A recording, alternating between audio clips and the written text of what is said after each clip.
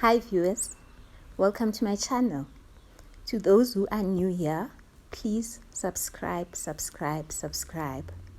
Today I take you through my preparation for the Peppermint Crisp Tart with a twist. It's got a balance of flavors, not overly sweet, so delicious. To that end, you'll see I've added 2 ingredients to the original recipe.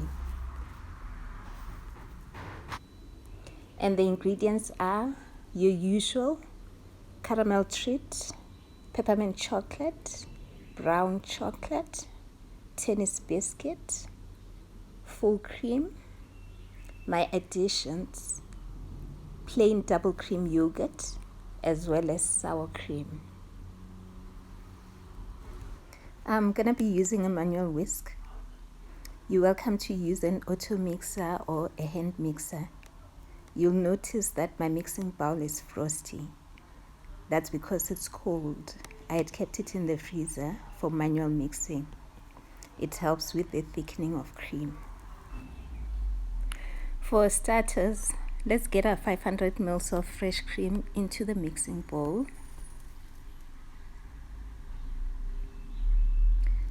And then we can start whisking the fresh cream until we get a thick consistency.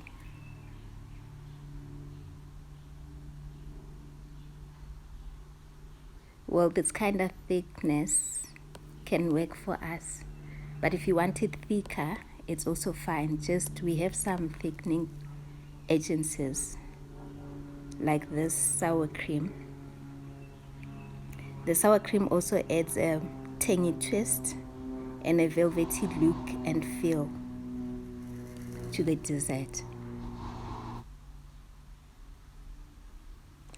The sour cream we just added is about 250 ml.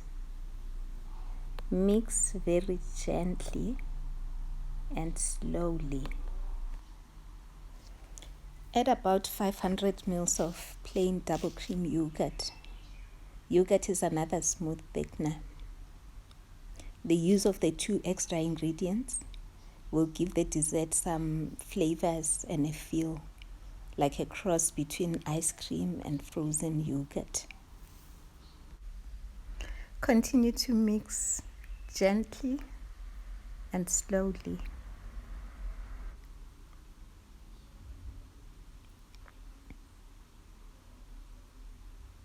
Grate both the brown chocolate as well as the peppermint chocolate into the cream bowl. Do make sure to grate into bigger chunks than I did there, because if the chocolate is grated too thin, it's just going to go missing in the cream and become just plain sweetness.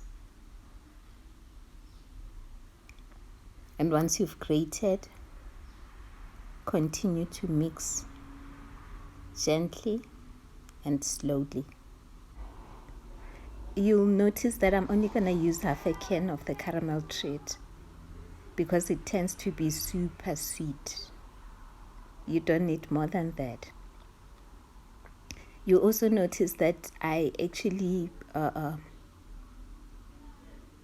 beat my caramel treat into a thin consistency before I can mix it with the cream, because otherwise it becomes very difficult to mix with the cream. And I tend to add a bit of the cream to the caramel as I beat it thin, just so that it's thin and workable. All in all, my caramel is about 125 ml.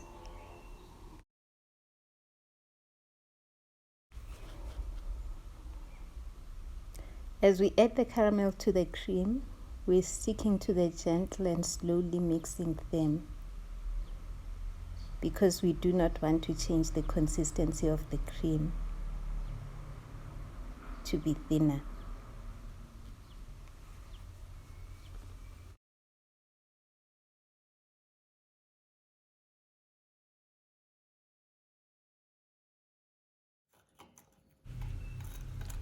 We're going to use our biscuit to create layers.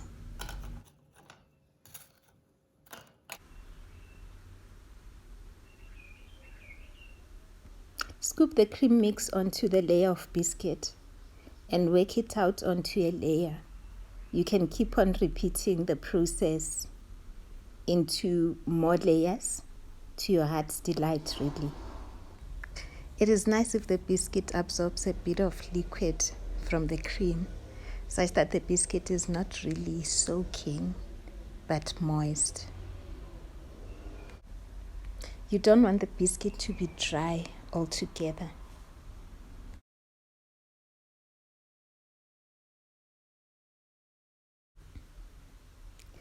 Just keep on repeating the layers until you run out of cream or biscuit.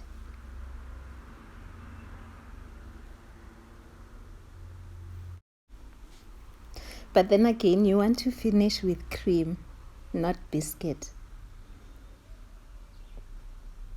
Your top layer is cream.